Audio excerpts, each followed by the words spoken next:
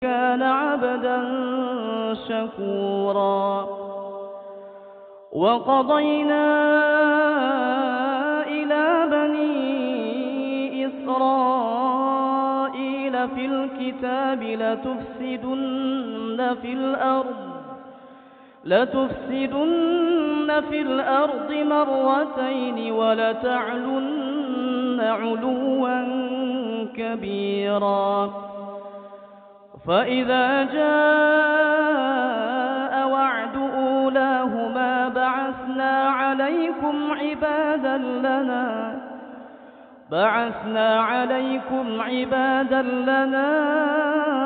أولي بأس شديد. Hiya na'ilatun insyaallah man mata min ummati la yusyriku billahi syai'a.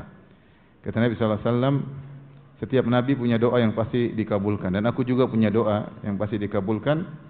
Namun aku simpan untuk hari kiamat kelak sebagai syafaat bagi umatku. Ya, dan syafaatku tersebut akan mengenai seluruh umatku yang meninggal dalam kondisi tidak berbuat syirik sama sekali. Ya, tidak berbuat syirik sama sekali. Maka seorang semakin memurnikan tauhidnya, maka dia paling bahagia di akhirat, mendapatkan syafaat Nabi yang paling besar, dan juga ya selamat dari azab neraka jahanam. Dalam hadis yang masyhur juga dalam Sahih Bukhari, ketika Nabi sallallahu alaihi wasallam membonceng Mu'adz bin Jabal radhiyallahu taala anhu, maka Nabi sallallahu alaihi wasallam berkata, "Ya Mu'adz, atadri ma haqqul ibad 'ala Allah wa ma haqqullah 'ala al-ibad?" Wahai Mu'adz, tahukah engkau apa hak Allah terhadap hamba dan apa hak hamba terhadap Allah? Kata Mu'adz bin Jabal radhiyallahu anhu, Allah wa Rasuluhu alam, Allah dan Rasul lebih mengetahui. Maka Nabi sallallahu alaihi wasallam mengatakan, haqqullah 'alal ibad, ya, alla yusyriku bihi syai'a, ya'buduhu wa la yusyriku bihi syai'a. Hak Allah terhadap hamba yaitu hanya beribadah kepada Allah dan tidak berbuat syirik sama sekali. Wa haqqul ibad 'ala Allah, dan hak hamba terhadap Allah, alla yu'adziba ma la yusyriku billahi syai'a. Allah tidak akan mengadab kepada orang yang tidak berbuat syirik sama sekali. Jaminan tidak bakalan diadab, dengan syarat seorang tidak berbuat syirik sama sekali. Di antara yang mendukung makna ini adalah hadis Sahibul Bitaqah yang dengan sanad yang hasan, yang di mana Nabi sallallahu alaihi wasallam mengatakan, yusahu bi rajulin min ummati yaumal qiyamah fayunsharu lahu 99 sijillan kullu sijillin maddul basar. Kata Nabi sallallahu alaihi wasallam, akan dipanggil seorang laki dari umatku pada hari kiamat kelak, kemudian dibentangkan baginya catatan amalnya 99 gulungan catatan. Setiap gulungan sejauh mata memandang, isinya maksiat, isinya kesalahan. Maka Allah bertanya kepada hambanya tersebut, dan dia sangat ketakutan. Kata Allah Subhanahu wa taala, hal zalamaka katabatil hafizun, apakah para malaikatku yang bertugas mencatat salah catat? Mendolimimu, ditambah-tambahin dosamu, dikurang-kurangi kebaikanmu? Dia berkata, tidak ya Rabb. Kata Allah, innaka lan tuzlamal yaum, kau tidak akan dizalimi pada hari ini. Maka dikeluarkan baginya, ternyata dia punya catatan, kartu tulisannya la ilaha illallah. Maka dia berkata, ya Rabbi, ma hadhihi al-bitaqah min hadhihi haula'i sijillat. Ya Allah, apa bandingannya kartu kecil ini dengan gulungan catatan maksiat yang jumlahnya 99. Maka Allah berkata, innaka lan tuzlamal yaum, kau tidak akan dizalimi pada hari ini. Ternyata ketika ditimbang lebih berat la ilaha illallah. Ibnu Qayyim menjelaskan, setiap orang punya la ilaha illallah dan akan ditimbang pada hari kiamat kelak. Tapi tidak semua la ilaha illallahnya berat. Kapan la ilaha illallah menjadi berat? Ketika bersih dari kesyirikan. Semakin bersih dari kesyirikan, maka semakin berat la ilaha illallahnya. Maka orang yang tidak berbuat syirik sama sekali tidak akan diadab oleh Allah Subhanahu wa taala, sebagaimana tadi kita sebutkan dalam hadis Mu'adz bin Jabal radhiyallahu taala anhu. Allah berfirman, alladzina amanu wa lam yalbisu imanahum bidzulmin ulaika lahumul amnu wa hum muhtadun. Dan orang-orang yang beriman wa lam yalbisu imanahum bidzulmin, dan tidak mencampurkan keimanannya dengan kesyirikan, apapun kesyirikan dia tidak campurkan dengan keimanannya murni, tidak terkontaminasi dengan kesyirikan apapun, tidak tercemar, tidak terkotori dengan kesyirikan apapun, syirik besar maupun syirik kecil, ulaika lahumul amnu, maka mereka orang yang mendapatkan keamanan. Keamanan dunia, terlebih lagi keamanan Yaumul Fazil Akbar, hari yang sangat menakutkan itu hari kiamat kelak. Orang yang semakin bertauhid, dia akan semakin merasakan apa? Keamanan. Karenanya, inilah seruan para anbiya seluruhnya, menyuruh umatnya agar mentauhidkan Allah Subhanahu wa taala semurni-murninya. Kita bersyukur alhamdulillah kaum muslimin rata-rata bertauhid. Namun tauhid mereka bertingkat-tingkat sebagaimana tadi Ibnu Qayyim rahimahullah menyebutkan. Semua orang punya kalimat la ilaha illallah. Semua orang punya kartu catatan apa? La ilaha illallah. Tapi kualitasnya berbeda-beda.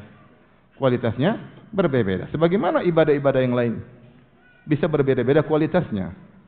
Ibn Taimiyah rahimahullah menyebutkan bisa jadi seorang salat di masjid yang sama, di saf yang sama, berdampingan dengan cara salat yang sama, tetapi kualitasnya, pahalanya berbeda jauh antara langit dan bumi. Padahal gerakannya sama, salatnya sama, saf pertama. Demikian juga semua orang boleh mengucapkan la ilaha illallah. Tapi kualitas la ilaha illallah yang satu dengan yang lainnya tentunya berbeda. Nah, agar kualitas la ilaha illallah kita semakin tinggi, mau tidak mau kita harus membersihkannya dari lawannya, yaitu apa? Kesyirikan. Insyaallah kalau kita syirik-syirik besar, kita tidak melakukannya. Alhamdulillah. Kita tidak percaya sama dukun. Ada yang percaya sama dukun? Zaman sekarang masih percaya sama dukun. Tahun 2013.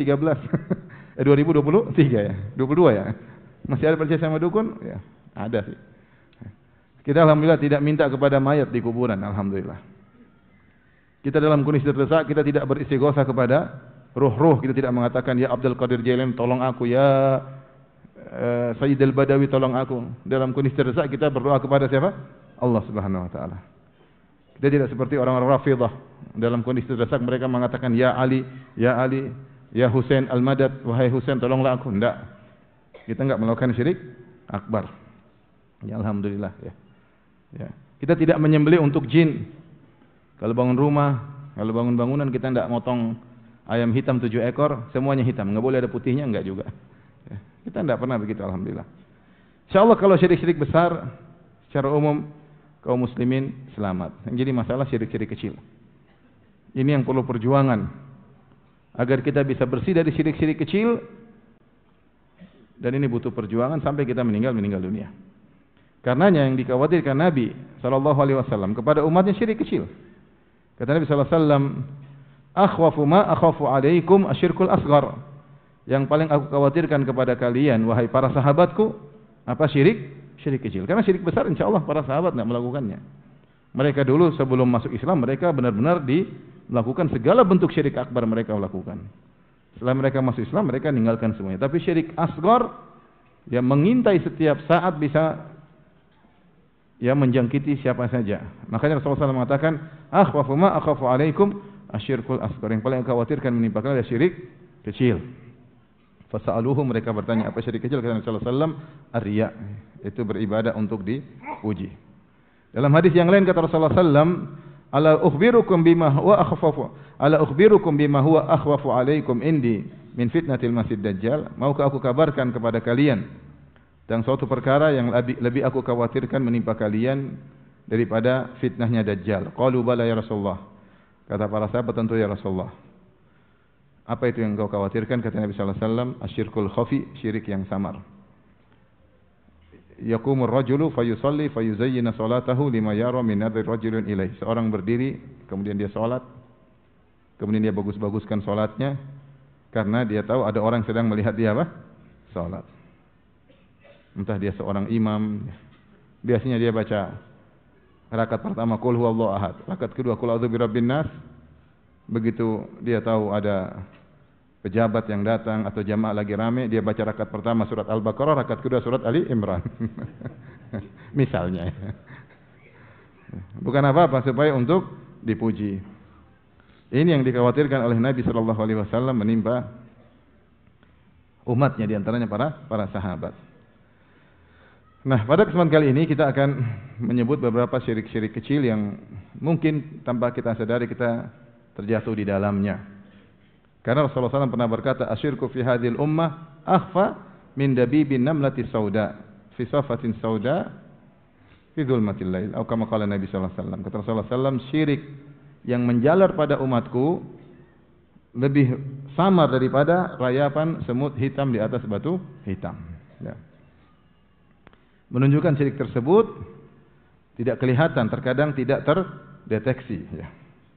Terutama syirik-syirik kecil. Pada awal pengajian ini saya akan bahas salah satu syirik yang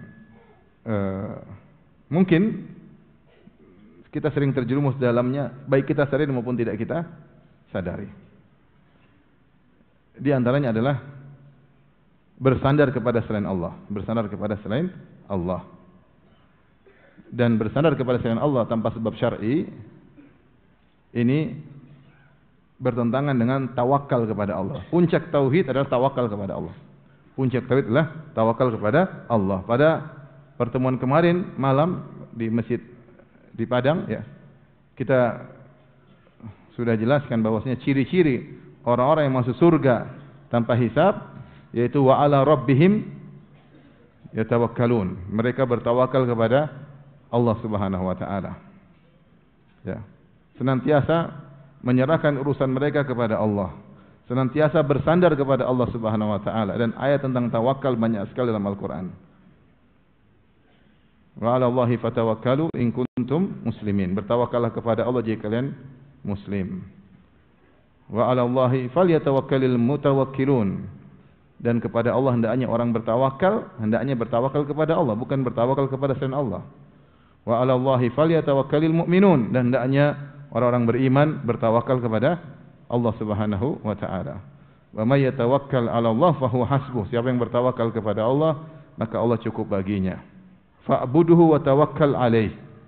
Beribadahlah kepada Allah dan bertawakallah kepada Allah ketika beribadah. Kita setiap hari berikrar dalam salat kita membaca surat Al-Fatihah untuk tawakal kepada Allah. Kita berkata, iyyaka na'bud wa iyyaka nasta'in. Ya Allah, hanya kepada Engkaulah kami beribadah dan hanya kepada Engkaulah kami mohon pertolongan. Ini tawakal atau bukan? Tawakal. Dan itu yang dipraktikkan oleh Nabi sallallahu alaihi wasallam. Dari bangun tidur sampai mau tidur lagi, tawakal kepada Allah Subhanahu wa taala. Ketika bangun tidur, apa doa Nabi sallallahu alaihi wasallam? Alhamdulilladzi ahyana ba'da amatana wa ilaihin nusyur. Memuji Allah. Allah yang membangkitkan saya kembali.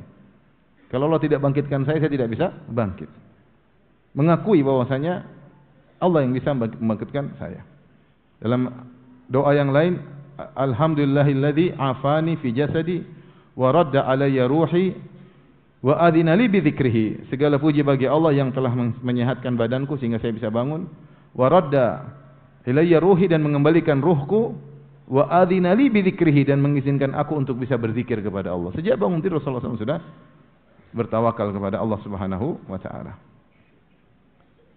Kemudian dalam kegiatan sehari-harinya Rasulullah SAW senantiasa berdoa. Makanya kumpulan doa Nabi sangat banyak, dan doa itu adalah kalimat tawakal. Kalimat tawakal, karena sebelum kita berbuat, kita menyerahkan urusan kita kepada siapa? Allah. Kita minta tolong kepada Allah. Kalau kita tidak hafal doa, minimal kita bilang apa? Bismillah. Ya. Semuanya kita berdoa, mau keluar rumah, masuk rumah, makan, habis makan, masuk pasar, ya, masuk suatu negeri, naik kendaraan, bersafar, ya. Semuanya kita masuk WC, keluar WC, ya. Sampai kita ingin berhubungan dengan istri pun kita berdoa kepada Allah Subhanahu wa taala. Dan Rasulullah SAW senantiasa bersandar kepada Allah. Ya. Sampai Rasulullah SAW ketika mau tidur pun bersandar kepada Allah. Dan doa-doa mau tidur banyak. Yang antum hafal yang mana? Apa? Bismika Allahumma amutu wa ahya. Ya. Bagus ya. Ada apa? Bismillah. Dengan nama Engkau lah ya Allah aku tidur, ya, dan aku bangkit. Amutu maksudnya aku tidur dan aku bangkit, aku hidup kembali, ya. Masih banyak doa yang lain.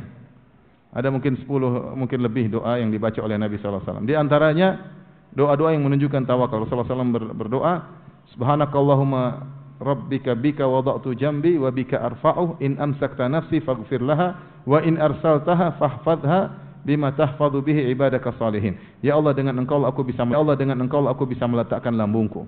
Dan dengan Engkau lah aku bisa mengangkat apa? Lambungku. Aku tidur karena Engkau, aku bisa bangkit juga karena Engkau. Kalau aku tidur, in amsakta nafsi, kau tahan jiwaku, kau tidak kembalikan, akhirnya aku meninggal dalam tidurku, faghfir laha, maka ampunilah jiwaku. Wa in arsaltaha, kalau kau kembalikan ruhku, aku bisa hidup kembali, maka jagalah dengan penjagaan yang kau berikan kepada hamba-hambamu yang saleh. Tawakal atau tidak? Tawakal. Enggak tahu tidur masih bisa bangun atau tidak.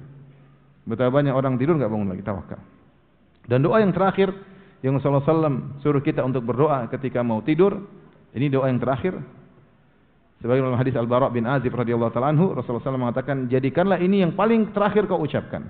Yaitu Allahumma inni aslamtu wajhi ilaik. Ya Allah, aku serahkan wajahku kepadamu. Ya. Wa fawwadtu amri ilaik, dan aku serahkan urusanku kepadamu. Tawakal. Wa alja'tu dhahri ilaik, dan aku sandarkan punggungku kepadamu. Raqbatan wa rahbatan ilaik. La malja wa la manja minka illa ilaik.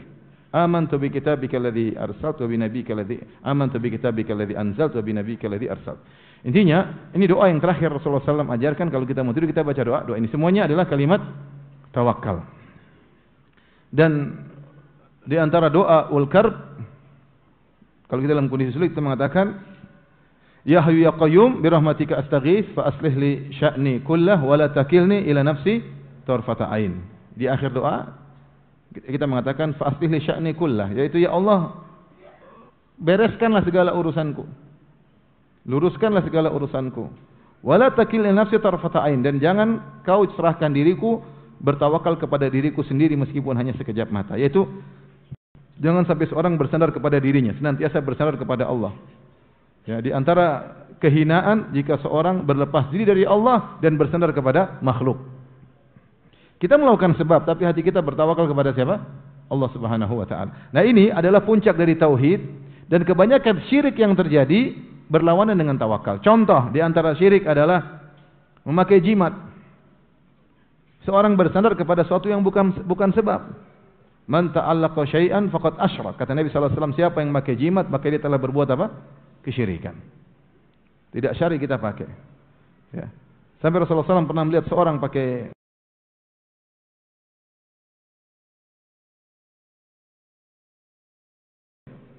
tali di lengannya.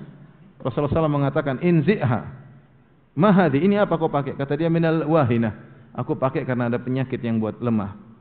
Untuk menolak atau karena sudah kena sakit supaya bisa berkurang. Kata Rasulullah SAW, inzi'ha fa innaha la taziduka ila wahnan. Lepas itu. Sungguhnya ini jimat tidak menambah kepada dirimu kecuali semakin lemah. Fa innaka law mita wa hiya 'alaik ma aflahta abadan. Kalau kau meninggal sementara kau masih pakai jimat itu, kau tidak akan beruntung selama-lamanya. Jimat. Kenapa jimat dianggap besar di sisi Nabi sallallahu alaihi wasallam? Padahal apa sih? Apa masalahnya pakai kalung, pakai gelang, pakai cincin, pakai batu batu ake ya. Dengan diyakini sebagai jimat ya. Ini batu bertuah ya. Banyak orang suka jualan batu bertuah. Kalau ada bertuahnya jadi mahal. Supaya menjaga inilah macam menjaga itulah. Kenapa dianggap besar bagi Nabi? Karena ini ya sangat rentan merusak tauhid seseorang. Di mana seorang bersandar kepada jimat tersebut bukan kepada Allah. Makanya Nabi SAW bersabda, kalau udah pakai jimat dia pede. Pedenya karena jimatnya. Dia main judi, kalau tidak bawa jimat dia takut kalah. Jimat ketinggalan, balik dulu ambil jimat, main judi biar menang. Mau jualan, kalau jimatnya ketinggalan dia takut nggak laku, dia pulang lagi ambil jimat. Sampai sebagian orang mau jihad pakai jimat. Mau jihad kenapa? Kalau saya pakai jimat nanti, kalau nggak pakai jimat nanti mati syahid. Terus kalau pakai jimat enggak mati syahid. Dia sampai berjihad, dia tidak mau ketinggalan apa? Jimatnya. Ini benar-benar hatinya bertawakal kepada jimat tersebut. Dan dibuat seperti itu. Dia bertawakal kepada jimat tersebut. Lihatlah orang yang pergi ke dukun, bagaimana hatinya dibuat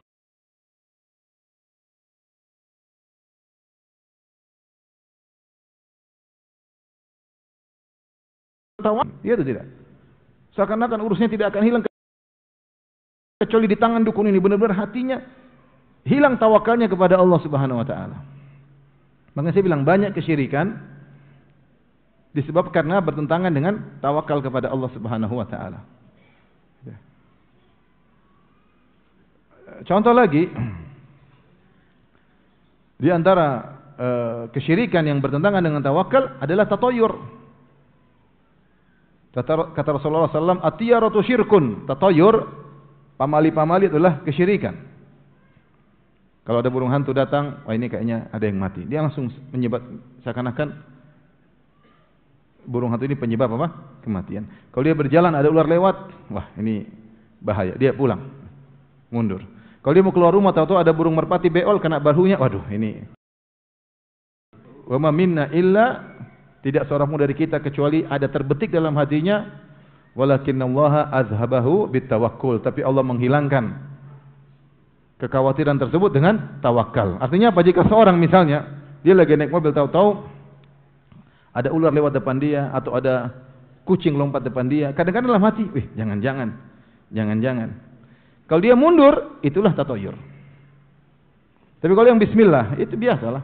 Kucing lewat apa masalahnya? Ular lewat ya, kebetulan aja lewat. Bismillah maju. Kemudian tawakal kepada Allah, itu berarti dia tidak tunduk kepada hal-hal tersebut, tapi dia bertawakal kepada Allah. Kalau terjadi sesuatu, dia mengatakan, "Qul la yusibana illa ma katabahullahu lana." Kalau terjadi sesuatu, katakanlah sudah dicatat oleh Allah Subhanahu wa taala. Huwa maulana wa 'ala Allahi falyatawakkalul mu'minun. Allah lah yang menolong kita, dan kepada Allah bertawakallah orang-orang yang beriman. Tatayur dianggap syirik karena bertentangan dengan apa? Tawakal. Orang kalau udah lihat sesuatu, waduh ini akan begini, akan begitu, akan begini, sehingga dia seakan-akan hal-hal tersebut penyebab kesialan dirinya. Sialan dirinya. Lihat orang yang percaya sama hari-hari sial, waduh repot itu. Kalau mau nikah, hitungannya susah. Kamu lahir tanggal berapa? Hari Kamis 28 malam Jumat Kliwon. Waduh, kamu lahir yang perempuan misalnya Rabu Pahing. Ah, itu hitungannya susah itu.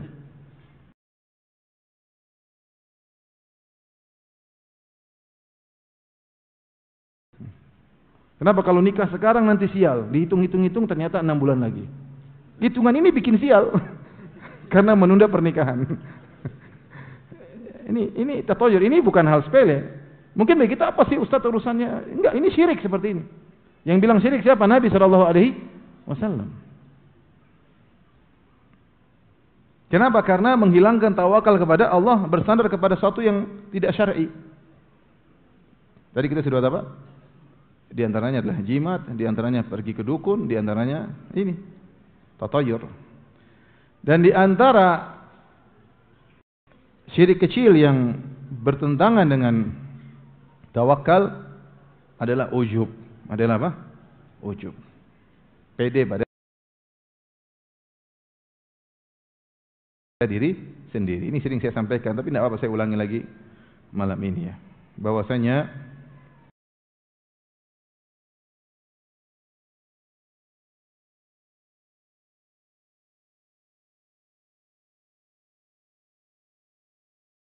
apa tiap kali sholat hanya kepada Engkau lah ya Allah aku beribadah, aku ngaji, aku bersedekah, aku hajian, aku umrah, aku berbakti sama orang tua karena Engkau ya Allah, bukan untuk disanjung oleh siapapun. Sehingga aku tidak mau memposting ibadah yang aku lakukan. Wong tidak diposting aja gatal mau cerita, apalagi di posting ya. Itu hati ini kita lemah. Saat saya posting saya bisa ikhlas, mantap. Ya enggak apa-apa, kalau bisa oke lah. Kita aja enggak posting aja pingin apa? Cerita.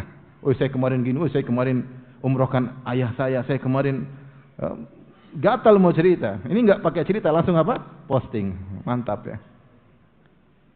Iyyaka na'budu, yaitu Allah, aku beribadah hanya kepada Engkau. Semua yang aku lakukan. Aku baik sama istriku, aku berbakti kepada suamiku, berbakti kepada orang tuaku, aku haji, aku umrah, aku bersedekah, aku salat malam, aku baca Quran. Semuanya karena Engkau ya Allah, bukan karena manusia. Siapa yang mewujudkan iyyaka na'budu, sudah ingat hanya kepada Allah aku beribadah, maka dia akan selamat dari riya. Dan siapa yang mewujudkan, mentahqiq wa iyyaka nasta'in, hanya kepada Engkau lah kami mohon pertolongan, dia akan selamat dari ujub. Dia tahu bahwasanya segala keberhasilannya adalah dari siapa? Dari Allah Subhanahu wa taala. Aku berhasil hafal Quran karena Allah. Aku bisa dapat hidayah karena Allah, ya. Aku bisa sukses, ya. Rumah makan Padangku laris karena siapa? Allah Subhanahu wa taala. Ya. Tapi di sini enggak ada rumah makan Padang kan? Enggak ada. Di Padang juga enggak ada rumah makan Padang, tapi semua rumah makan Padang meskipun tidak dipasang nama, ya. Rumah Padang, rumah makan Padang, restoran Padang di luar sana banyak yang laris. Juga karena siapa? Karena Allah. Semuanya. Saya berhasil sekolah S1, S2, S3 semua karena Allah Subhanahu wa taala.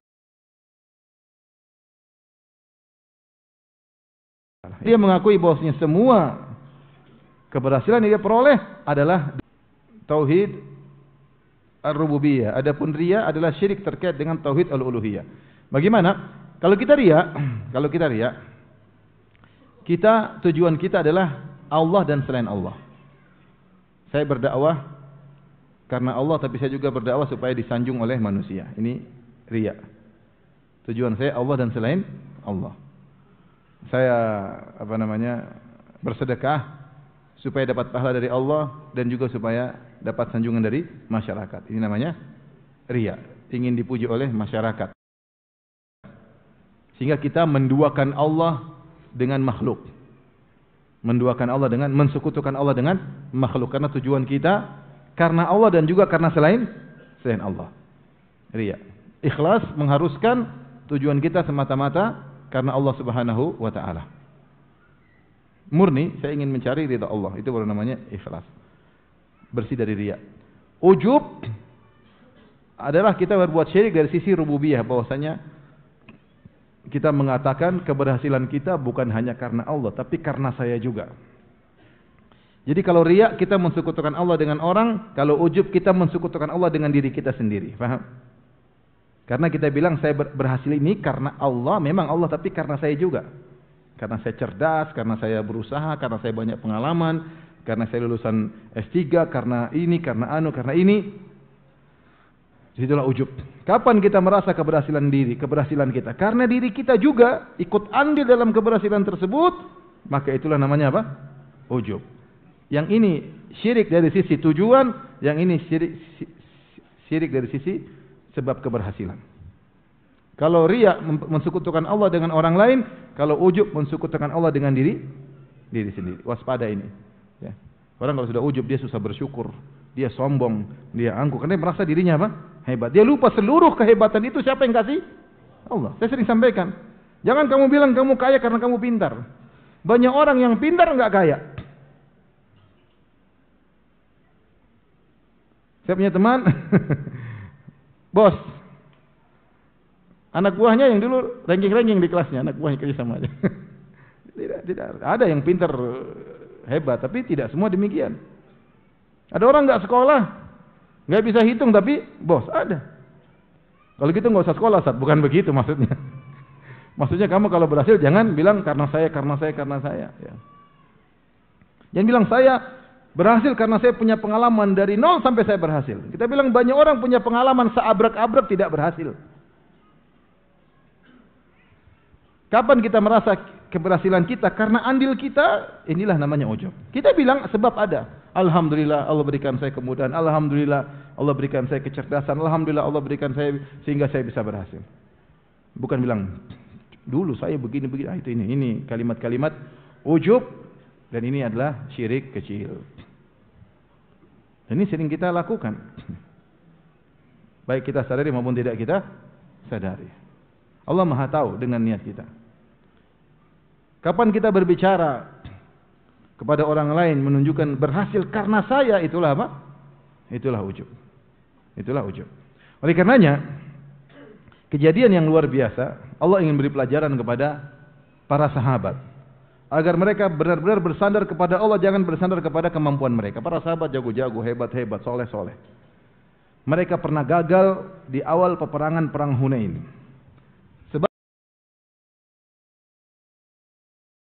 Sebabnya mereka gagal kenapa? Karena penyakit ujub. Allah sebutkan dalam surat At-Taubah, kata Allah Subhanahu wa taala, "Laqad nasarakumullahu fi mawatin katsira wa yawma Hunainin id a'jabatkum kasratukum falam tughni ankum syai'an wa dhaqat 'alaykumul ardu bima rahubat thumma wallaytum mudbirin.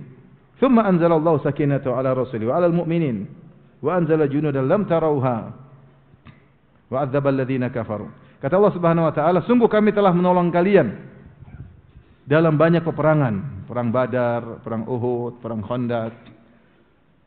Wa yauma Hunainin,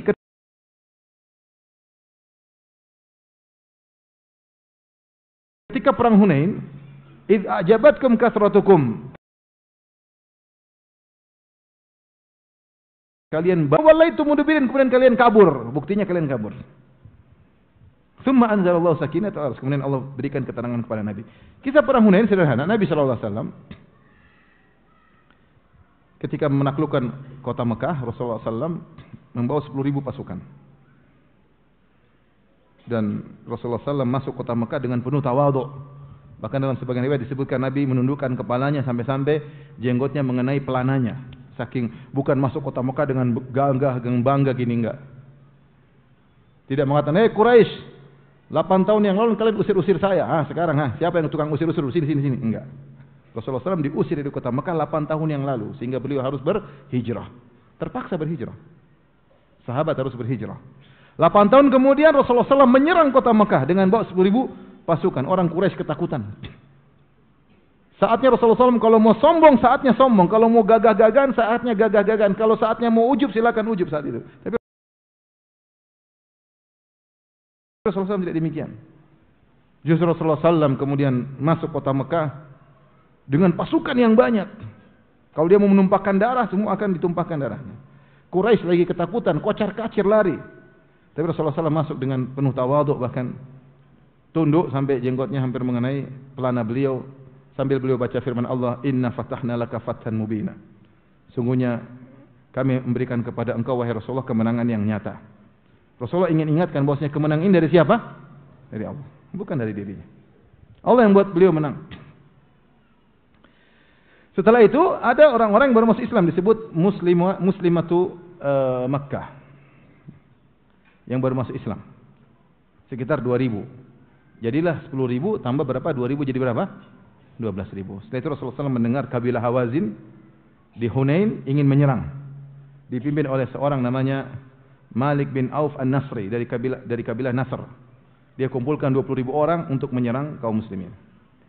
Maka Rasulullah SAW menyambut, mendengar berita tersebut, Rasulullah SAW kumpulkan 12.000 orang menuju ke Hunain. Berangkatlah Nabi SAW dan para sahabat. Di tengah-tengah perjalanan, Rasulullah SAW berucap-ucap sampai sahabat berkata, Rasulullah, apa yang anda ucapkan? Kata Rasulullah SAW, aku berucap, Allahumma bika uhawil, wa bika asul, wa bika uqatil. Ya Allah, dengan engkau lah aku bisa melakukan taktik dalam peperangan. Ya Allah, karena engkau lah aku bisa menguasai musuh. Karena engkau lah aku bisa berperang. Subhanallah. Rasulullah SAW menyandarkan semua kemampuannya kepada siapa? Allah. Karena engkau. Tiba-tiba di tengah perjalanan ada salah seorang mungkin baru masuk Islam, atau namanya orang hati bisa lupa, ya. Tidak disebutkan siapa yang mengucapkan kata-kata ini, ada khilaf. Namun tidak dalil yang sahih yang menyebutkan siapa orangnya. Ada salah seorang dari sahabat, entah yang sudah lama masuk Islam atau baru masuk Islam, terucap dari kata-katanya dengan berkata, lan nuglabal yauma min qillah. Kita tidak bakalan kalah hari ini. Kita tidak bakalan kalah karena sedikitnya pasukan, karena pasukan kita lagi banyak-banyaknya. Perang Badar kita 300 bisa ngalahkan apa?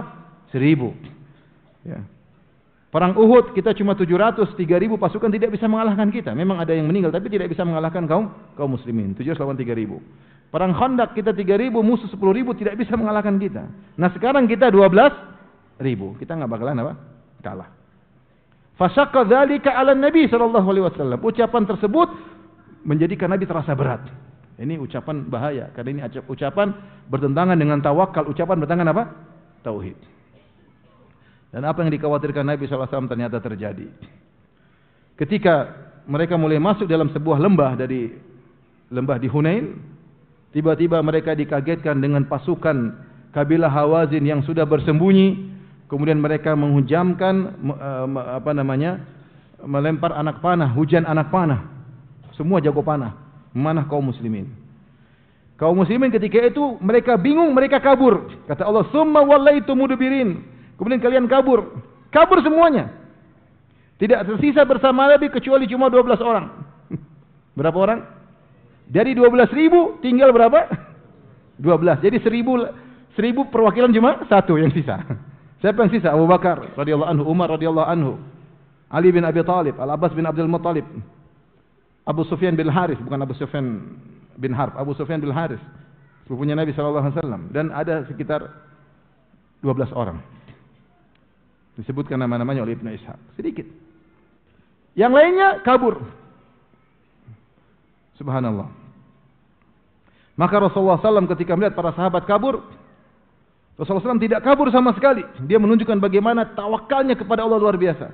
Rasulullah SAW tidak sedang naik kuda, tapi dia naik begal. Begal adalah hasil persilangan antara kuda dengan himar. Tingginya tidak setinggi kuda dan tidak sependek himar, keledai.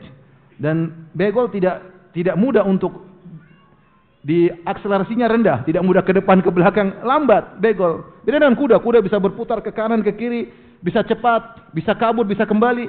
Begal nggak bisa. Tapi Rasulullah SAW maju dengan begolnya, kemudian dia berteriak di hadapan semua orang.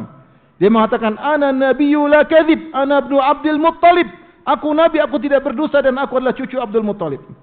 Padahal kalau dalam kondisi demikian orang harusnya takut. Supaya bersembunyi, tapi Nabi malah menunjukkan, "Saya Muhammad." Biar orang musuh semua dengar. Silakan panah saya, gambaran seperti itu. Nabi benar-benar apa? Tawakal. Ini menunjukkan bagaimana tawakal Nabi yang luar biasa. Nabi tidak mundur sama sekali. Orang pada kabur, dia maju. Itulah Rasulullah sallallahu alaihi wasallam. Setelah Nabi maju, sahabat juga sebagian maju. Kemudian Rasulullah SAW mengatakan, "Ya Abbas, nadi ashabas samurah." Panggillah orang-orang yang pernah membayatku di bawah pohon Ridwan. Maka Abbas berteriak, "Ya ashabas syajar." Wahai orang yang pernah membayat Nabi di bawah Sajaratul Ridwan, sekitar 1.500 orang. Mereka mendengar teriakan tersebut. Sebagian mereka lagi kabur, ini kan kabur, naik kuda kabur. Kudanya dibalik nggak mau, kuda terlanjur kabur.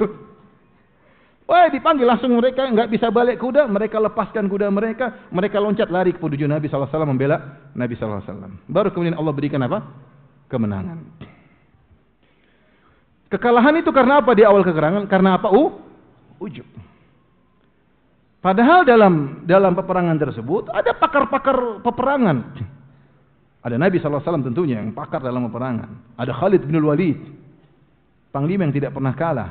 Ada Abu Bakar, ada Umar, ada Zubair bin Awam, ada Talha bin Ubaidillah, ada jagoan-jagoan. Tapi kok bisa kalah? Sebenarnya mengatakan bisa saja Allah Subhanahu wa taala menyampaikan melalui lisan Rasulullah SAW untuk memberi wejangan kepada para sahabat dengan berkata, "Jangan kalian ujub, jangan kalian ujub." Tapi Allah ingin beri pelajaran bukan dengan kata-kata. Kali ini Allah beri pelajaran kepada para sahabat dengan langsung praktek mereka kalah gara-gara apa? Gara-gara ujub. Kenapa demikian? Padahal banyak orang-orang jagoan di situ, tapi tetap kalah. Mungkin Nabi bisa saja mengatakan, "Wahai sahabatku, jangan ujub, jumlah ini tidak bisa memenangkan, yang menangkan Allah." Tapi Allah tidak mentakdirkan demikian. Allah mentakdirkan para sahabat kalah di awal peperangan. Kenapa? Sebagai pelajaran bagi mereka. Di kemudian hari kalau Nabi SAW sudah meninggal dunia, mereka akan bertempur melawan musuh-musuh Allah dengan pasukan yang lebih banyak lagi. Melawan Romawi, melawan Persia. Sudah tidak ada Nabi SAW, tapi mereka pernah mendapatkan pelajaran. Pelajaran yang Allah abadikan dalam Al-Quran. وَلَقَدْ نَصَرَكُمُ اللَّهُ فِي مَوَاطِنَ كَثِيرَةٍ وَيَوْمَ حُنَيْنٍ إِذْ أَعْجَبَتْكُمْ كَثْرَتُكُمْ فَلَمْ تُغْنِ عَنْكُمْ شَيْئًا وَضَاقَتْ عَلَيْكُمُ الْأَرْضُ بِمَا رَحُبَتْ ثُمَّ وَلَّيْتُمْ مُدْبِرِينَ. Bayangkan bagaimana iman para sahabat. Turun ayat Langsung menyebut tentang mereka. Sungguh kami telah menolong kalian dalam banyak peperangan wahai kaum muslimin, wahai para sahabat Nabi SAW. Namun ketika perang Hunain, tatkala kalian kagum dengan jumlah apa? Kalian. Dan jumlah yang banyak tersebut tidak bisa beri faedah sama sekali. Ya, kemudian kalian pun kabur. Ini penjelasannya pernah terjadi kepada sebagian sahabat perasaan apa? Ujub, dan langsung Allah tampakkan dampaknya. Oleh karena seorang waspada, hati-hati dalam kegiatan kesehariannya. Dia berhasil apapun, jangan dia cerita kepada orang lain dalam kondisi karena dia. Allah Maha tahu. Yang bilang karena saya, kemarin saya dakwah di sana orang ramai. Seakan-akan Allah Maha tahu, meskipun kita ngomongnya bagaimana, Allah Maha tahu. Kamu bercerita sama orang karena untuk menunjukkan kamu yang hebat, itulah ujub. Itulah ujub. Baik perkara dunia maupun perkara akhirat. Tidak usah kita berusaha untuk menyampaikan hal tersebut. Semuanya dari Allah Subhanahu wa taala. Oleh karenanya Nabi Sulaiman alaihissalam ketika berhasil mendatangkan singgasana Ratu Bilqis, ya, kemudian tiba-tiba hadir di hadapan Nabi Sulaiman. Nabi Sulaiman berkata, "Hadza min fadli Rabbi liyabluwani aashkuru am akfur." Kemampuan pasukanku untuk mendatangkan singgasana Ratu Bilqis dalam sekejap mata.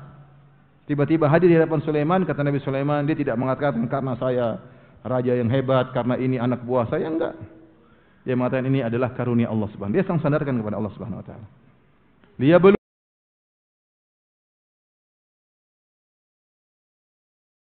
aku ini agar aku bersyukur atau tidak. Allah ingin melihat kelebihan yang Allah berikan kepadaku. Untuk semua tersebut jauh yang Allah abadikan dalam surat An-Naml. Ya. Ya ayuhan namlu dukhulu masakinakum la yahtimannakum Sulaiman wa junudu wa hum la yash'urun. Wahai yang namanya semut, masuk kalian dalam rumah-rumah kalian. Jangan sampai kalian keinjak Sulaiman dan anak buahnya sementara mereka tidak sadar. Itu semut ngomong di bawah. Ya. Nabi Sulaiman minimal naik kuda, kalau enggak di atas awan, di atas apa? Udara. Jaraknya bermeter-meter. Tapi Nabi Sulaiman bisa dengar apa? Semut lagi bicara. Terus semut tersebut kenal Sulaiman. Hati-hati.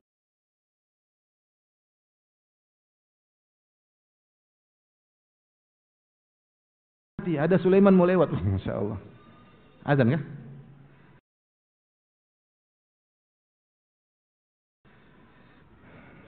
Hah? 3 menit lagi. Semut kenal siapa? Sulaiman. Dia tahu bahwasanya pasukan ini pasukan Sulaiman. Jadi ini adalah suatu kebanggaan yang luar biasa. Ketika mendengar itu semua, Rasulullah SAW, Nabi Sulaiman, kata Allah, fatabassama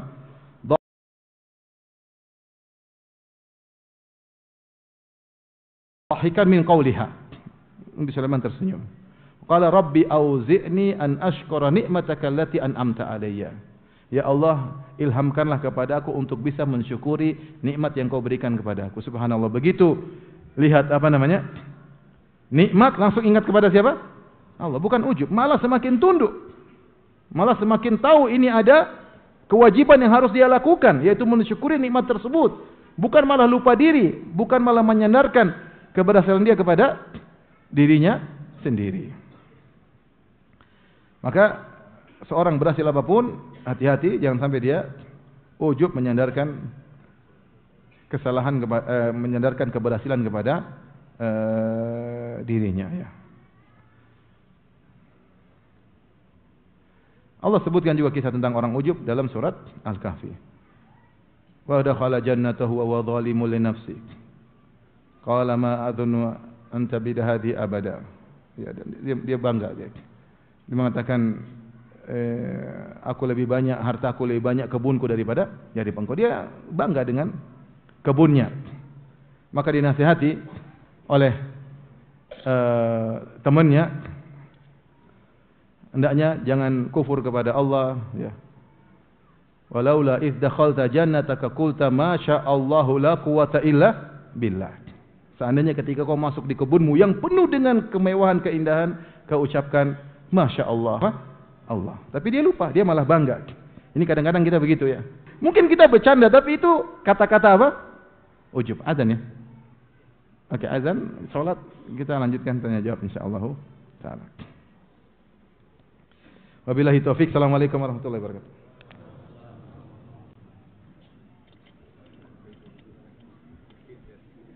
إنما يهتدي لنفسه ومن ضل فإنما يضل عليها ولا تزر وازرة وزر أخرى وما كنا معذبين حتى نبعث رسولا. سبحان الذي أسرى بعبده ليلا من المسجد الحرام إلى المسجد الأقصى